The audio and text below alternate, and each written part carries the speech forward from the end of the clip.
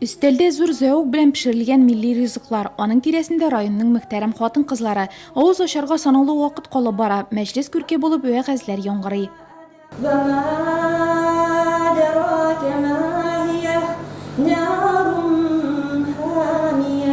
Без бу бәйрәмне күптән ниятләгән идек инде. Үзебезнең утырышларда татар конгрессы, калфак оешмасы белән бергә утырышлар үткәргәндә бу фикер безнең уйга килде.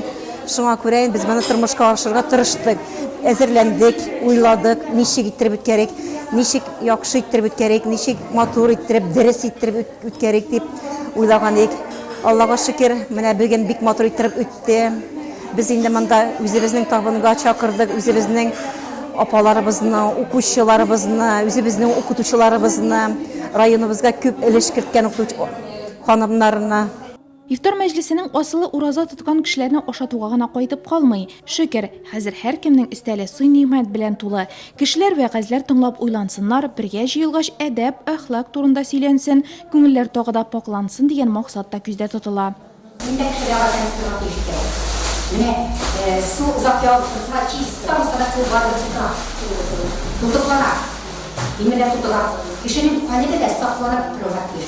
Бик шатланып китәм.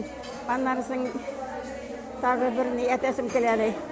Яшьләребез тәртипле бит бит. Безгә бит мондый вакытта тыйдылар. Алай булмады. Моны фазил яшьләрнең кайсына гына карама. Яулыгы бәләгән.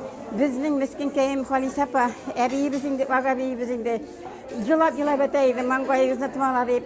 Моны фазил яшьләргә әтеп тәтирмибез, ничек тымалап йөриләр. Аллаһка шөкер бит. Токмачлы кайнар аш, итле бәрәңге, пылау белән сыйлангач, истәлләргә кайнар чәй чыгарылды. Шунда ук мәҗлесне оештырган ханымнардан ифтарга килүчеләргә садакалар таратылды. Оста пешекчеләре һәм тәмле кухнясы белән данлыклы шәһәр ашханәсеннән һәркем күтәренке рухта таралды. Biz bu мәҗлестән бик канәгать булып, шул кадәр күңелебез булып китәбез. Чөнки яңа дуслар таптык. Дин турында тагын яңа мәгълүматларыбызны байыттык. Һәм шул ук вакытта инде шушыны оештыручыларның барсына да шиксез рәхмәтебезне җиткерәбез.